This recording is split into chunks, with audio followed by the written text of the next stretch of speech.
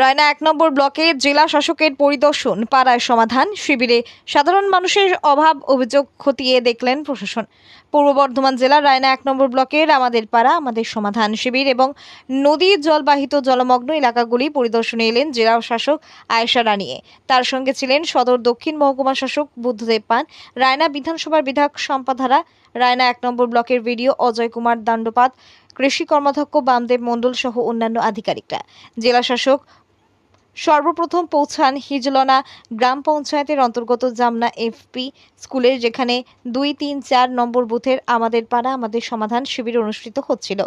তিনি তার সঙ্গী আধিকারিকরা প্রতিটি বুথ পরিদর্শন করেন এবং স্থানীয় বাসিন্দাদের কাছ থেকে সরাসরি অভিযোগ, সমস্যার খতিয়ে এবং প্রস্তাব শোনেন।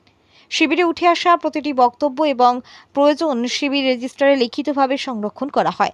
জেলা শাসক জানান, এই সমস্ত সমস্যার দ্রুত সমাধানের লক্ষ্যে একটি জরুরি ভিত্তিক কমিটি গঠন করা হয়েছে এবং একজন নির্দিষ্ট আধিকারিককে দায়িত্ব দিয়ে নিয়মিত পর্যবেক্ষণের নির্দেশ দেওয়া হয়েছে।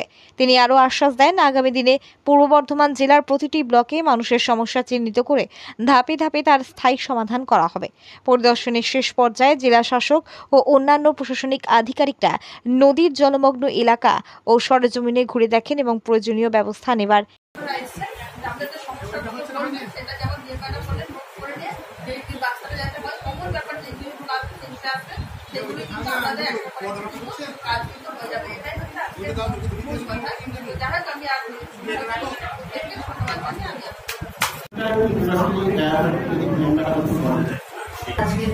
আজ থেকে আমাদের রাজ্যের জেলার সঙ্গে আমাদের পূর্ব বর্ধমান জেলাতে আমাদের পাড়া আমাদের সমাধানটা আজ থেকে আমাদের জেলা শুরু করে দিয়েছি। আপনারা সকলেই জানেন, মাননীয় মুখ্যমন্ত্রীর নির্দেশে স্কিমটা শুরু হয়েছে। এখানে প্রত্যেকটা বুথ পিছু 10 লাখ টাকা করে দেওয়া হয়েছে। আপনারা এখানে বসে আপনাদের আজকে আপনারা সকলে জানেন, পশ্চিমবঙ্গ আঞ্চলিক জেলার মধ্যে আমাদের পূর্ব বর্ধমান জেলায় আমাদের পাড়া আমাদের সমাধান এই শিবিরটা শুরু হয়েছে। 33টা জায়গাতে আজকে পূর্ব বর্ধমান জেলায় ক্যাম্পটা হচ্ছে। সেভাবে আমাদের রায়নার যে বিধানসভা এলাকা আছে, রায়না 1 নম্বর ব্লকে, এখানে 3টে বুথ মিলিয়ে এখানে আজকে 2, 3 এবং 4 নম্বর যে বুথগুলো আছে তাদের নিয়ে আলাদা আলাদা ক্যাম্প হয়েছে। ওখানে পাড়ার লোকরা এসেছিল, তাদের ছোটো ছোটো সমস্যাগুলো তারা বলেছে। কয়েকটা জায়গায় দাবি ছিল ট্রেন তৈরি করার জন্য, কয়েকটা জায়গায় লাইটের ডিম্যান্ড আছে, কয়েকটা জায়গায় ছোটোখাটো সিসি রাস্তার ডিম্যান্ড আছে।